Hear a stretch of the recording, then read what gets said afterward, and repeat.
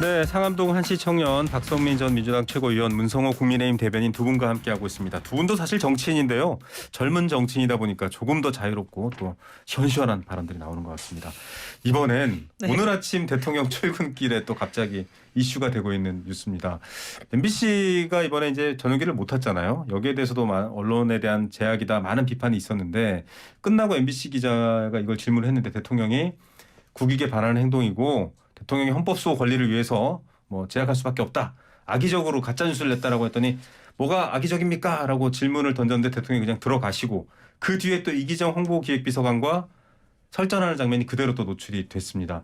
이 상황을 좀 봐야 되겠습니다. 지금 대통령실과 언론 또 MBC와의 관계 이렇게 또 구체화시킬 수도 있는데 이거 어떤 문제고 지금 어떻게 바라보고 계세요? 박성민 최고.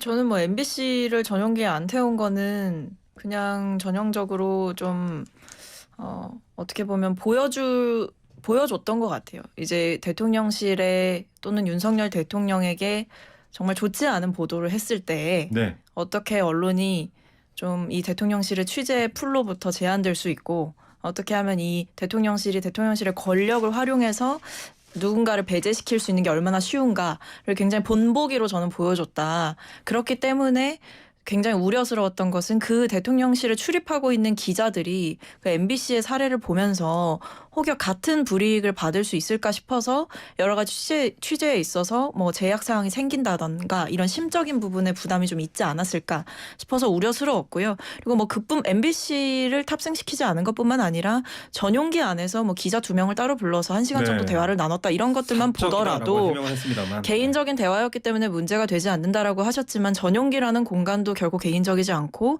대통령이 기자와 1시간 동안 나누는 내용은 절대 언론인들에게 개인적인 차원으로 볼 수 있는 문제가 아니기 때문에 도대체 이분은 이 언론을 도대체 어떻게 생각하고 있는 것인가라는 생각을 하고요.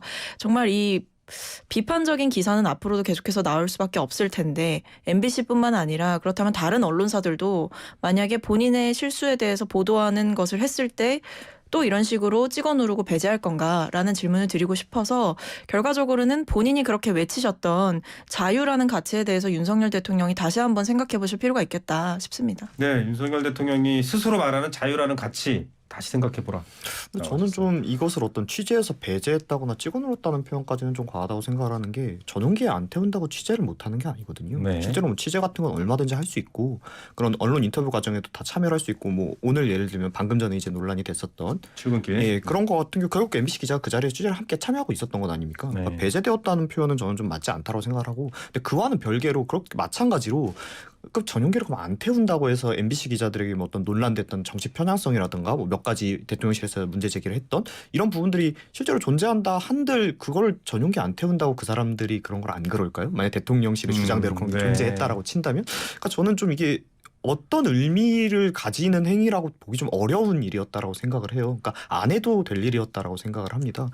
그런데 이제 제가 말씀드리고 싶은 부분은 이런 언론의 자유라는 것이 모든 기자들이 다 고결하고 모든 기자들이 도덕적이고 완벽하기 때문에 지켜져야 되는 것은 아닙니다. 물론 이 언론의 자유를 이용해서 어떤 사회적인 해악을 끼치는 분들도 있으시겠죠. 하지만 그럼에도 언론의 자유가 지켜지는 것이 국익에 훨씬 도움이 된다라는 걸 우리 모두 알고 있기 때문에 그런 부분이 있어도 함부로 그걸 훼손시키지 않으려고 노력하는 거지 않습니까? 근데 대통령실에서 이런 모습을 자꾸 보이시면 결국 우리가 이런 비판한 측에서 제시하는 언론의 자유를 훼손한다라는 이야기가 그냥 맞는 이야기가 돼버릴 수밖에 없습니다. 그러니까 저는 이런 모습이 좀 지양되어야 되지 않나. 그러니까 그 전용기에 안 태운 게 그 문제가 아니라고 하시는데 아니 문제라고 생각합니다. 근데 그게 취재에서 배제됐다라고 생각. 그러니까 취재에서 배제 그렇죠. 그 문제인데 취재에서 배제된 게 맞다고 볼 수밖에 없는 게요. 그분들이 중간에 경유하는 것을 통해서 하루를 더 쓰게 되면서 아예 하루 일정은 취재를 못했어요. 그렇다면 그게 취재에서 배제가 되는 것까지 염두에 두고 한 조치가 아니라고 할 수 있을까요? 저는 그것까지 다 알고 있었다고 생각을 하고 대통령실에서는 그러다 보니까 MBC 측에서는 더욱더 민감하게 반응할 수밖에 없는 것이고 애초에 전용기라는 공간 그리고 전용기에 탈 수 있는 권한이라는 것은 국민으로부터 부여받은 공적인 권력이지 그것을 마치 특정 언론사에 대한 개인적인 감정을 투영시켜서 뭔가 왕따시키고 배제시킨다? 이거야말로 저는 치졸하고 유치하다고 생각합니다. 그 대통령이 아침 하셨던 발언이 악의적으로 동맹 관계를 사실과 다른 가짜 뉴스로 이간질하려고 아주 악의적인 행태를 보였기 때문에라가 대통령의 워딩입니다. 그리고 이기정 홍보기획 비서관과 MBC 기자와 얘기를 하다가 뭐 반말처럼 나와가지고 반말하지 마세요라는 일종의 말싸움 같은 것들도 보도가 되고 있습니다. 이게 사실은 과거 바이든 날리면 이제 이 논란부터 이어져 오는 건데 이 정도면 대통령실과 언론 관계가 굉장히 감정적이에요. 사실은 이거는 역대 정부에서 잘 보지 못했던 풍경이고 좀 국정 운영에도 이렇게 되면 굉장히 좀 어려운 상황이지 않을까. 이건 문성호 대변인부터 한번. 저도 그래서 사실 좀 우려가 되고 걱정을 많이 하고 있습니다. 특히 이제 방금 말씀하신 그 좀 오늘 도어스태핑에 있었던 네네. 다툼 영상을 제가 오기 전에 이제 보고 왔는데 MBC 기자님께서 굉장히 다혈질이시더라고요. 그래서 이게 그렇지만 이게 기자가 다혈질이라고 할 질문은 할 만한 해야죠. 뭐 네. 질문은 할 수 있는 거고 또 네. 대통령께서 거기서 뭐 별 얘기를 안 하시고 들어가셨어요. 네네. 뭐 거기다가 뒤에다 대고 이제 좀 격하게 얘기한 거에 대해서 문제 제기를 할 수는 있지만 그 자리에서 뭐 그렇게까지 하실 필요는 저는 없었다라고 생각을 하거든요. 그냥 네 알겠습니다 하고 자리를 마무리했으면 될 일이라고 저는 보는데 아마 제가 말씀하신 바와 같이 지금 대통령실과 MBC의 관계가 이제 좀 서로 간에 좀 감정이 이제 좀 골이 생기고 있는 게 아닌가. 그래서 이게 저는 굉장히 우려스럽습니다. 왜냐면은 이 감정의 골이라는 것은 결국 양쪽에서 다 뭔가 이제 우리 그만하자가 돼야 되는데 이런 대통령과 언론이라는 이 특수관계 속에서는 사실 그러기가 쉽지 않거든요. 네, 이제 아직 임기가 좀 많이 네. 남았는데 이 관계가 어떻게 갈지 저는 그렇게까지 가야 되냐. 걱정이 지금 많이 되고 있어요. 아직도 바이든 날리면을 가지고 사실은 이거 자막으로 왜 만들었느냐에 대한 앙금이 있어요. 아니 그렇게 하면은 다른 언론사들한테는 왜 그렇게 안 하는지 묻고 싶고요. 왜냐하면 그 바이든 날리면 그거는 그날 지상파 종편 가릴 것 없이 다 보도했습니다. 저희도 예. 근데 그것이 MBC가 보도를 시작했기 때문에 그걸 보고 다 따라했다? 그거는 그 언론사들에 대한 모욕이고요.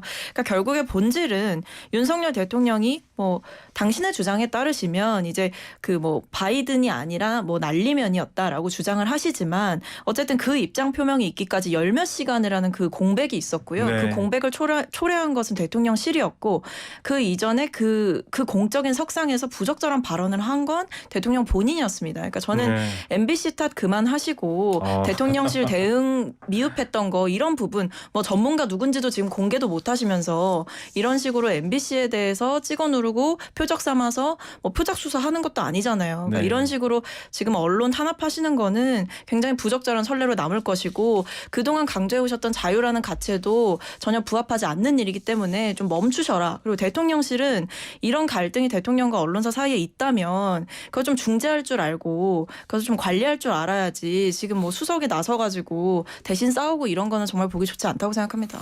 그 말은 사실 문성호 대변인도 같은 얘기를 해주셨는데 한간에 들리는 소문에 의하면 이렇게 충심 어린 조언도 잘 안 듣는다라는 얘기가 있어서 뭐 저야 그쪽에 뭐 얘기를 직접 들을 수 있는 그런 위치는 아니기 때문에 네. 뭐 알 수 없는 일이지만 충심 어린 조언이라는 것이 뭐 누가 이건 충심 어린 조언이고 이건 뭐 감언이설이다라고 네. 알려주는 것이 아니기 때문에 대통령께서 스스로 잘 판단하시고 있으리라 생각합니다. 예, 결국 박성민 최고 그리고 문성호 대변인의 얘기는 지금 대통령 본인이 정확하게 상황과 메시지를 좀 정리해서 이 달아오른 또 뜨거워지고 있는 논란을 좀 관리해야 된다라는 얘기인 것 같습니다. 진짜 저는 표적 수사 하시듯이 MBC 표적 삼아서 이렇게 하셔서 본인이 원하시는 바를 절대 얻을 수 없을 거라고 생각합니다. 네. 언론의 자유를 건드리고 살아남을 수 있는 정치인이 몇이나 되겠습니까? 네. 근데 저는 좀 MBC도 좀 너무 과하다고 생각하는 부분은 조금 있습니다. 아까 말씀드린 바와 같이 이 언론의 자유라는 것은 이것을 지켰을 때 우리 공익이 더 좋기 네네. 때문에 일부 이것을 이용해서 잘못하게 하는 사람들마저도 우리 사회가 감해야 된다라는 것이지